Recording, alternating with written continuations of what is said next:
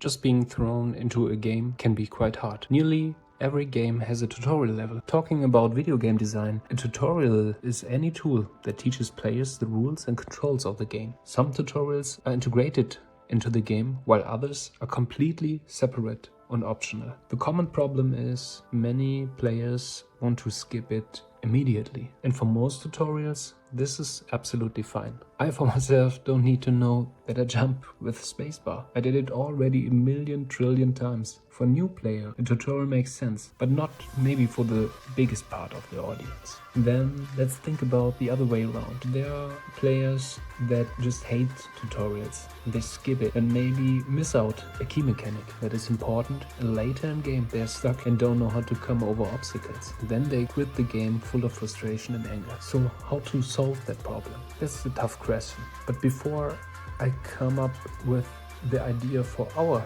game, let's first maybe dive a little bit deeper to some good and bad examples of game tutorials. And after that, I want to show you our way. First, let's check out the maybe 2 worst tutorials ever. Back then, to the days of the PlayStation 1, there was a driving game or racing game called Driver. This is maybe the bitchiest tutorial of all time. You are in a car, in a garage, with a lot of pillars, and you have only 1 minute to perform 9 moves, like slalom, speed, lap, brake test, or the reverse 180. You don't know how to perform slalom or reverse 180 or what it is? Well, the game doesn't tell you. And the funny part is, the rest of the game is inaccessible if you don't get through this and get this done. If this is not a rage quit example, I don't know what else could be. Another really bad example is Final Fantasy 13. You are just thrown into the middle of the story as the player without any explanation. You don't know who you are controlling, what world you are in, and what even the goals are. Especially for a JRPG, this is crazy. So now let's come to some good examples. A good idea is maybe to hide the tutorial that players even don't really realize when they're learning new stuff. So it's like implemented in the narrative or the story. The best example for this is the simple 2D side-scroller Celeste. In the intro part, the main character, there's a scene where she is falling. And you're just directly introduced into the main mechanic, the dash, and how to perform it. But it does not feel like you're in a tutorial, just part of the game lore or the game flow. So this is a really good way to implement it. Another good example is Hollow Knight, but maybe that's also because of its genre. Metroidvanias are well known for beginning with the character that can only maybe jump and attack. But later on, the more progress you make, the game introduces more and more mechanics. And learning these mechanics is a reward, because the player is, the more progress you make, more capable of more moves. And that doesn't even feel like a tutorial too. And now maybe let's come to example that polarizes, like Valorant. In highly competitive and fast-paced games that try to reach a really big audience, it's hard to do this split.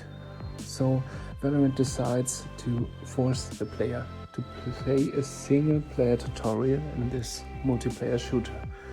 Pro players maybe get bored or hate it, but when the game is really high competitive, the learning curve is normally also quite high and hard. So that's in this case maybe on the other side good for casual players to give it a try. And when the game leads a little bit here then. So what about our game now? Well, we are developing a sci-fi 3D speedrun platformer, so the audience should be maybe the more experienced players. But still, we also want to reach some players who want to try it for the first time. So we thought about a totally optional tutorial that is every time accessible, no matter how far you come into the story. And we thought it could be also cool if you just train specific situations that are later implemented in the gameplay and the levels. So it goes like this: you're starting out in this room and you're talking to an operator, and then a field opens and you can decide for one situation to train. You can do it just as much as you want. It goes back and forth. As you can see in this example, it's a dash. And when you finish it, it will be checked. And when you finish all the situations available there, you will get a little reward.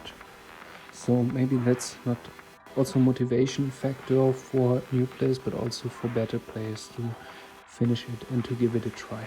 The rewards, by the way, in our game will be some manga sites. Our visual style is really anime-like, so we thought it could be a cool way to implement some manga collectibles that tell a little bit about the background story. Because a third-person speedrun action platformer doesn't give much space in the gameplay for story and narrative time. So maybe it's cool to outsource it in a collectible or reward. We hope this catches a lot of players in the style we choose.